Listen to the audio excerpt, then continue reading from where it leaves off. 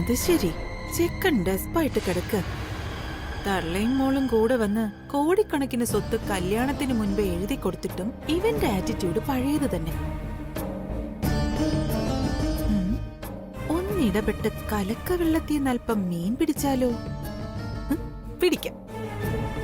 ചിലപ്പോ ഇതുപോലുള്ള സന്ദർഭം വേറെ കിട്ടിയെന്ന് വരില്ല.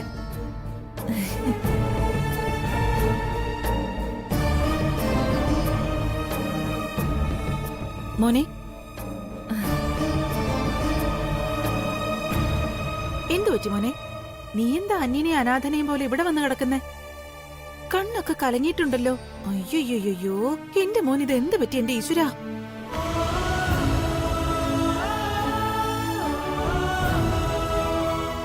ഒന്നുമില്ല കുഞ്ഞമ്മേ, ഒന്നുമില്ല. തൃച്ചംബരത്ത് അഖിലാണ്ടേശ്വരിയുടെ പുലിക്കുട്ടി കരയാണോ? കഷ്ടാ നിന്റെ കാര്യം. പെണ്ണ് വീട്ടുകാരാണെ കല്യാണം നടക്കുന്നതിന് മുൻപ് തന്നെ നിന്റെ പേരിൽ കോടികൾ എഴുതി വെച്ചിരിക്കുക. അങ്ങനെയുള്ള നിനക്കെന്താണ് മോനെ ഇനിയും വിഷമം? സന്തോഷിക്കേണ്ട സമയത്ത് നീ എന്താ ഇങ്ങനെ? കുഞ്ഞമ്മേ, സന്തോഷം എന്ന് പറയുന്നത് കാറ്, ബംഗ്ലാവ്, പണം ഇതിലൂടെ ഒന്നും കിട്ടുന്നതല്ല.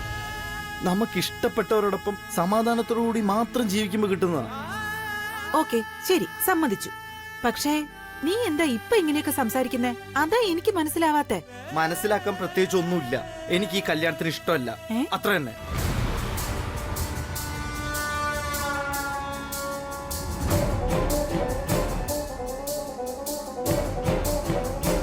ഓ, അപ്പൊ അതാണല്ലേ നിന്റെ പ്രശ്നം?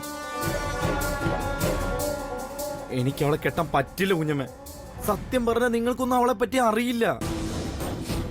ഞാൻ പറഞ്ഞ ആരൊട്ടും കേൾക്കുന്നുമില്ല. ഞാൻ എത്ര പ്രാവശ്യം പറഞ്ഞ അവളെ എനിക്ക് വേണ്ടെന്ന്. ആര് കേൾക്കാം?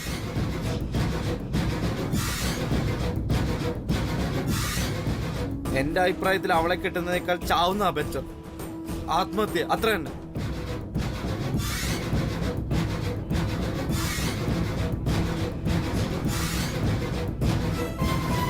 അരവിന്ദേ, നീ തൃച്ചംബരത്തെ രാജകുമാരനാ. ദേ നോക്ക്, നീ വിഷമിക്കരുത്. ഇങ്ങോട്ട് നോക്കിയേ, ഞാൻ നിന്റെ കുഞ്ഞമ്മയാ. എന്ന് പറഞ്ഞ നിന്റെ അമ്മയ്ക്ക് തുല്യം.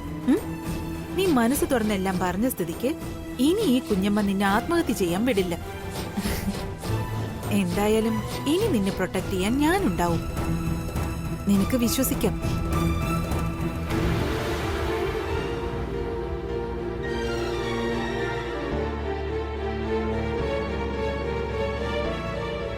എന്താ നിനക്ക് വിശ്വാസം ഇല്ലാത്ത പോലെ? ഈ കല്യാണം നടക്കാൻ പാടില്ല, അത്രയല്ലേ ഉള്ളൂ നിനക്ക്. നോക്ക്, നന്ദനിയുടെയും നിന്റെയും കല്യാണം പോയിട്ട് വിവാഹ നിശ്ചയം പോലും നടക്കില്ല. എന്താ അതുപോലെ നിനക്ക്? സത്യമാണോ കുഞ്ഞമ്മ ഈ പറയുന്നത്? 101% സത്യം. മോനെ, നിന്റെ വിഷമം കണ്ടിട്ട് ഈ കുഞ്ഞമ്മയ്ക്ക് സഹിക്കുന്നില്ലടാ. അതുകൊണ്ടാ എത്ര റിസ്ക് ഉണ്ടെങ്കിലും ഈ ചലഞ്ച് ഞാൻ ഏറ്റെടുക്കുന്നേ. അപ്പൊ ഈ നിശ്ചയം നടക്കില്ലെന്ന് എനിക്ക് വിശ്വസിക്കാവോ? പൂർണ്ണമായും വിശ്വസിക്കാം. പക്ഷേ ഞാൻ പറയുന്നത് പോലെ നീ ചെയ്യണം. അങ്ങനൊരു കണ്ടീഷൻ എനിക്കുണ്ട്. കുഞ്ഞമ്മ പറയുന്ന എന്തും ഞാൻ ചെയ്തോളാം. എന്തു വേണമെന്ന് പറഞ്ഞാ മതി.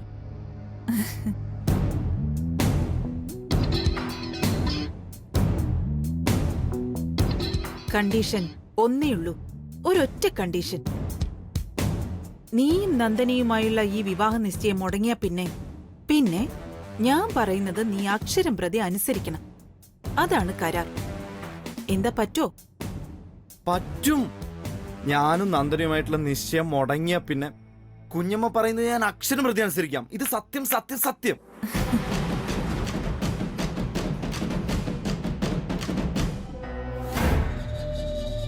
ശരി, ഇനി ഈ കല്യാണം നടന്ന അന്ന് വിലാസിനിയുടെ മരണമായിരിക്കും.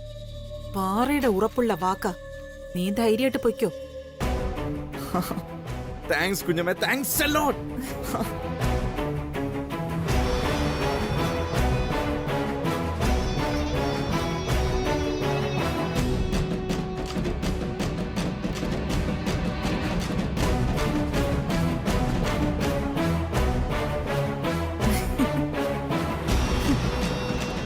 ഈ നിശ്ചയം ഞാൻ മുടക്കും.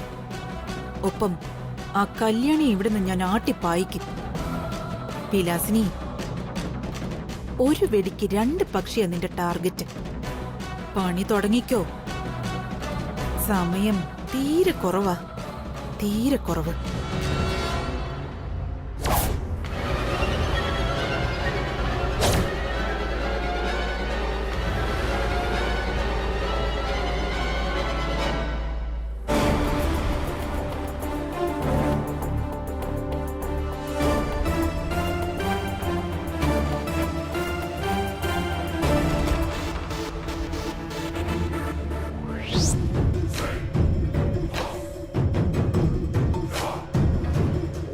നന്ദന ഗ്രൂപ്പ് ഓഫ് ഹോട്ടൽസിന് 5 സ്ഥാപനങ്ങളുണ്ട്. അതിലെ മെയിൻ ഹോട്ടൽ ഞാൻ ഇന്ന് എന്റെ മോളെ വിവാഹം കഴിക്കാൻ പോകുന്ന തൃച്ചംബരത്ത് അരവിന്ദ് കൃഷ്ണന്റെയും നന്ദനയുടെയും പേരിലേക്ക് മാറ്റി എഴുതിയിരിക്കുക.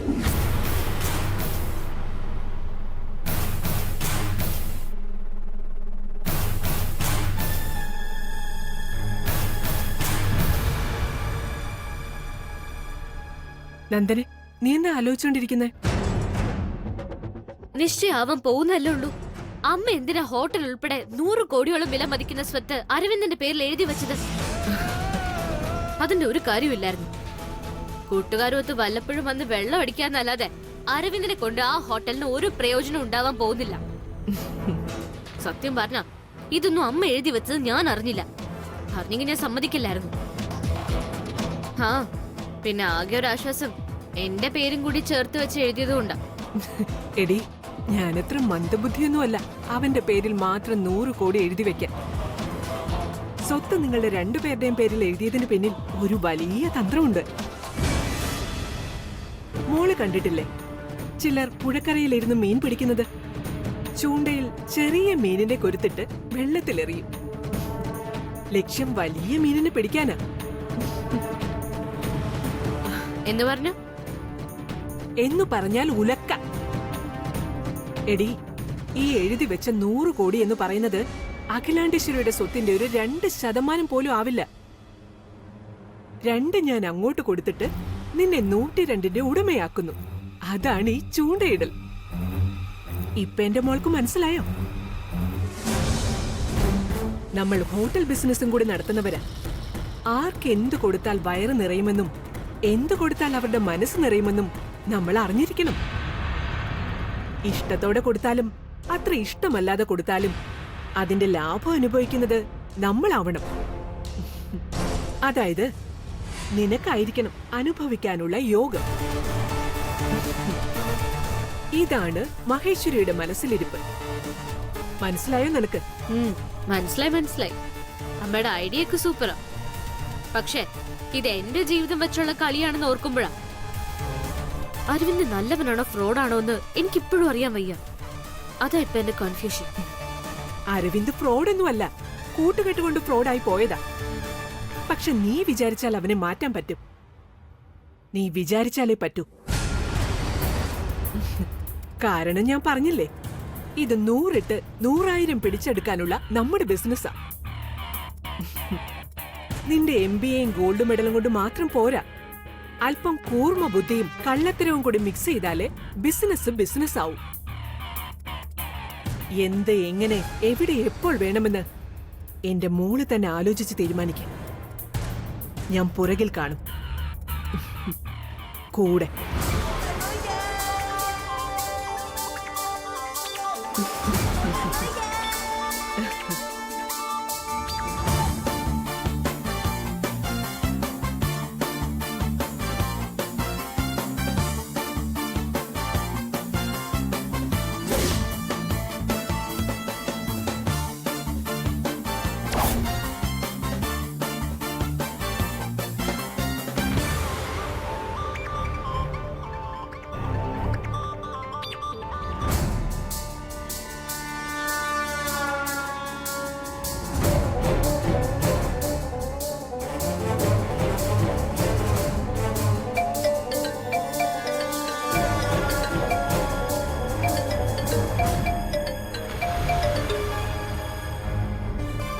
ഹലോ. Hi, good morning. ദേ, നിന്നെ കാരണം എന്റെ സ്വസ്ഥത മൊത്തം പോയി കിടക്കുക. ഇപ്പൊ ഗുഡ് മോർണിംഗ് മാങ്ങാത്തോലി എന്നൊക്കെ പറഞ്ഞ എന്റെ ഉറക്കം കളയാനാണോ നിന്റെ ഉദ്ദേശം? എന്റെ എല്ലാ മോർണിംഗ് കൂടി ഇല്ലാതാക്കിയിരിക്കുക നീ. അതുകൊണ്ട് എന്നെ വിളിച്ചെന്നും ഗുഡ് മോർണിംഗ് എന്ന് പറഞ്ഞ് കൊല്ലരുത് പ്ലീസ്. ഗ്രേറ്റ്. നിന്റെ കയ്യിന്ന് ഇതൊക്കെ തന്നെ ഞാൻ പ്രതീക്ഷിച്ചത്. എന്നിട്ടും വിളിച്ചെന്താണെന്ന് വെച്ചാ ഒരു കാര്യം ഉണ്ടായിരുന്നു. ഞാനേ അവിടെ ഒരു ഗിഫ്റ്റ് വെച്ചായിരുന്നു നിന്റെ റൂമിൽ. കണ്ടായിരുന്നു അത്? ഗിഫ്റ്റോ? എന്ത് ഗിഫ്റ്റ്? എന്ത് കാര്യത്തിന്? ഓഹോ, അത് ശരി. അപ്പൊ ഇതുവരെ ബെഡിൽ നിന്ന് എണീറ്റിട്ടില്ല എന്നാണ് അതിനർത്ഥം. കഷ്ടാണ്. ദേ, പെട്ടെന്ന് ബെഡിൽ നിന്ന് എഴുന്നേറ്റ് ആ ടേബിളിലേക്ക് നോക്കിയേ. എന്നിട്ടത് ഇഷ്ടായോ ഇല്ലയോന്ന് പറ. അപ്പൊ ഇതുവരെ ബെഡിൽ നിന്ന് എണീറ്റിട്ടില്ല എന്നാണ് അതിനർത്ഥം. കഷ്ടാണ്. ദേ, പെട്ടെന്ന് ബെഡിൽ നിന്ന് എഴുന്നേറ്റ് ആ ടേബിളിലേക്ക് നോക്കിയേ. എന്നിട്ടത് ഇഷ്ടായോ ഇല്ലയോന്ന് പറ.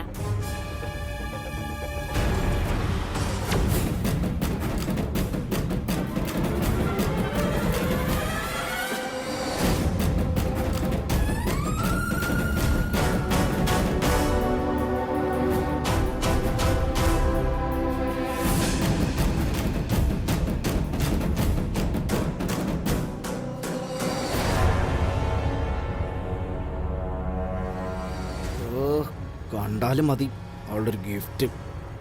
രാവിലെ ഉറക്കം കളയാനായിട്ട്. നിനക്കേ തലയ്ക്കോള, വേറൊന്നും പറയാനില്ല. പറയണ്ട. ഇഷ്ടപ്പെട്ടില്ലെന്ന് എനിക്കറിയാം. കാരണം എനിക്കിഷ്ടമുള്ളതൊന്നും നിനക്കിഷ്ടപ്പെടില്ല എന്ന് പണ്ടേ എനിക്ക് നന്നായിട്ട് അറിയാവുന്ന കാര്യമാണ്. എന്നാലും ആ ഗിഫ്റ്റിലൂടെ ഞാൻ എക്സ്പ്രസ് ചെയ്തത് എന്റെ ഇഷ്ടം. സി, ഇനി കുറച്ചു നാളും കൂടിയേ ഉള്ളൂ നമ്മുടെ വിവാഹ നിശ്ചയം നടക്കാൻ.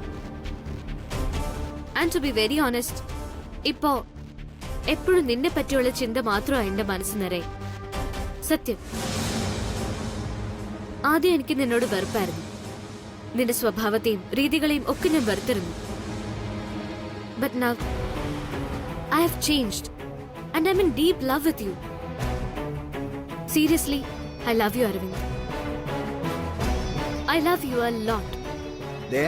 നീ ഒരുമാതിരി സിനിമ കളിക്കല്ലേ? നോക്ക്, നീ ഇനി എന്തൊക്കെ ഡ്രാമ കളിച്ചാലും ശരി, അതല്ല ഒറ്റക്കാലിൽ നിന്ന് ഒരു ജന്മം വ്രതം എടുത്താലും ശരി, നിന്നെ എനിക്ക് വെറുപ്പാ. I just hate you. അത് തന്നെ എന്റെ മറുപടി. You are most welcome dear. എനിക്കറിയാം, പെട്ടെന്ന് ഇഷ്ടപ്പെടാൻ ഞാൻ മാർക്കറ്റിൽ നിന്ന് വാങ്ങിയ സാധനമൊന്നും അല്ലല്ലോ.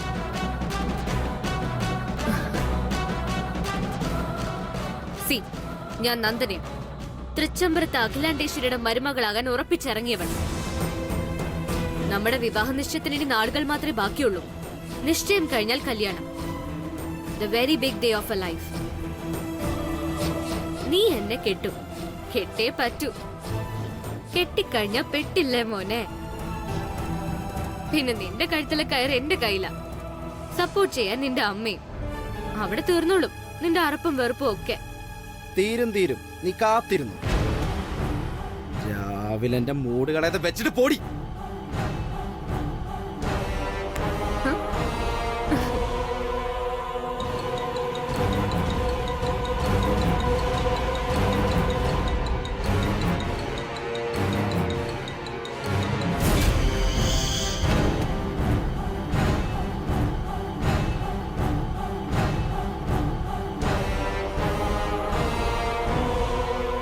അവളുടെ ഒരു ഗിഫ്റ്റ്.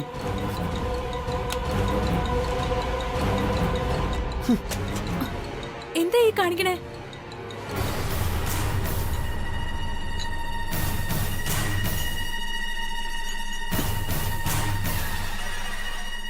രാവിലെ വല്ലാത്ത പ്രശ്നമാണല്ലോ. കല്യാണി, ആ നന്ദൻ എന്നെ റൂമിൽ വന്ന് നീ കണ്ടായിരുന്നോ? അത് ഞാൻ കണ്ടില്ല. പക്ഷേ സുജാത ചേച്ചി പറഞ്ഞത് വന്നിട്ട് പെട്ടെന്ന് പോണത് കണ്ടുന്നാ. രാവിലെ അനുവാദം ചോദിക്കാതെ എന്റെ റൂമിൽ കയറി വന്നതും പോരാഞ്ഞ് ഫോൺ വിളിച്ചെന്റെ ഒരു ദിവസം കളഞ്ഞിരിക്കുക ആ വൃത്തികെട്ടവള്. അവളുടെ ഒരു ഗിഫ്റ്റ്. അയ്യോ, കേറില്ലേ കേറില്ലേ. എന്താ ഇവിടെ?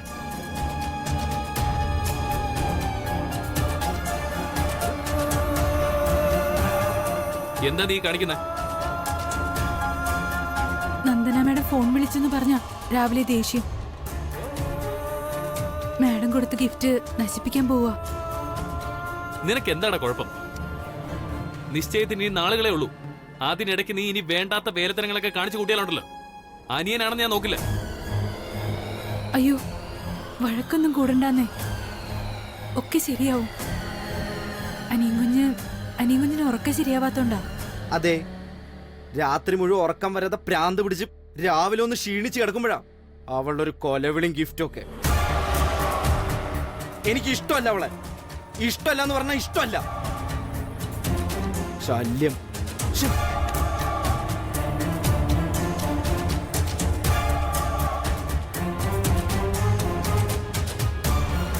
കല്യാണി പോ.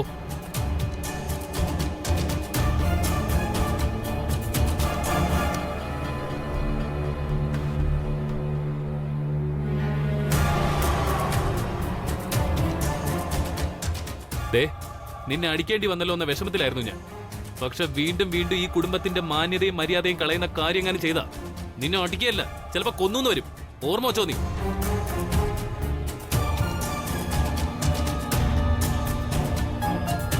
ഞാൻ ചൂണ്ടിയ തോക്ക് ഇപ്പോഴും അതേ സ്ഥാനത്തിരിപ്പുണ്ട്. അതിലൊരു ബുള്ളറ്റ് നിനക്ക് കടവാ. നിവർത്തി കെട്ട ഞാൻ ആ കടവങ്ങ് വീട്ടും. താഴെ വച്ചിരിക്കുന്ന കുടുംബ ഫോട്ടോ എന്ന് അമ്മ നിന്നെ കുടിയിറക്കുമെന്നർത്ഥം. അതിനിട വരുത്തരുത് നീ.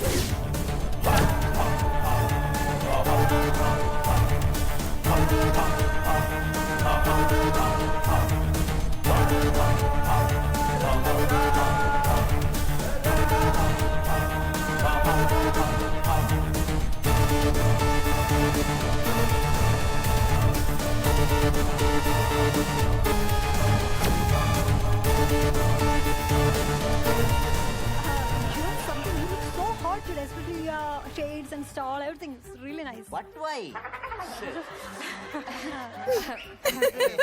അലമാരയൊക്കെ ഞാൻ കണ്ടായിരുന്നു കേട്ടോ.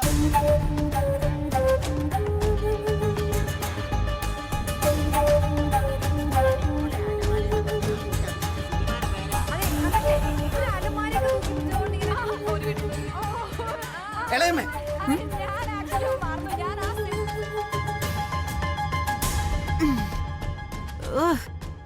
എന്തിനാടാ വെറുതെ കിടന്ന് തൊള്ള തുറക്കുന്നേ?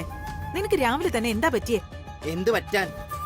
എന്റെ നന്ദനയുടെ നിശ്ചയം മുടക്കാന്ന് വാക്ക് തന്നിട്ടും ഇവിടെ ഇരുന്ന് കോമഡി കണ്ട് രസിക്കാം. അയ്യോ, ഒന്ന് പതുക്കെ. ശ്ശോ, നീ ഒരു കാര്യം ചെയ്യൂ, ഒരു മയക്കം കെട്ടി വിളിച്ചു കൂവ്. എല്ലാരും കേൾക്കട്ടെ. അല്ല പിന്നെ ആദ്യം നീ വാതിലടക്കി പോ.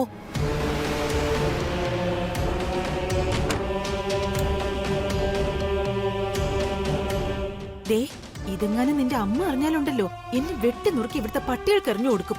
ഇപ്പൊ എന്താ നിന്റെ പ്രശ്നം? ആദ്യം അത് പറ. പറഞ്ഞു കഴിഞ്ഞല്ലോ, എന്റെ നിശ്ചയം മുടക്കാന്ന് പറഞ്ഞിട്ട് ഇളയമ്മ എന്തൊന്നും അനങ്ങാതിരിക്കുന്നേ. ആ, നീ കിടന്ന് ചാകണ്ട. അനങ്ങേണ്ട സമയത്ത് ഞാൻ അനങ്ങും.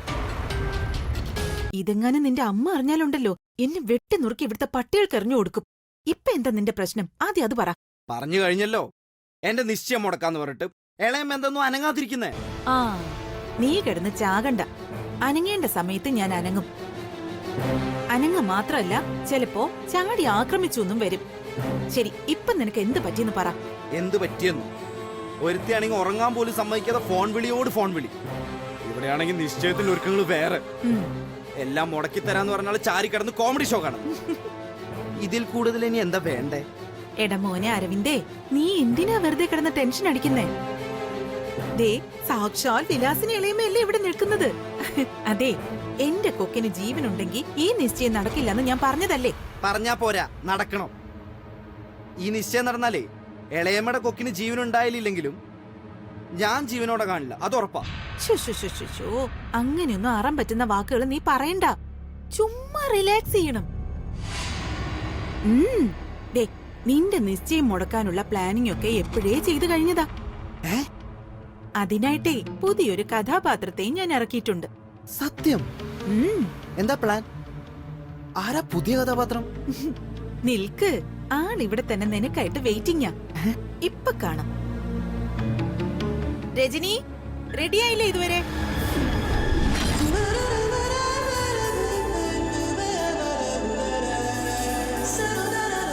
നീ ഒന്ന് പുറത്തോട്ട് വന്നേ. നമ്മുടെ കഥാനായകൻ വന്നിട്ടുണ്ട്.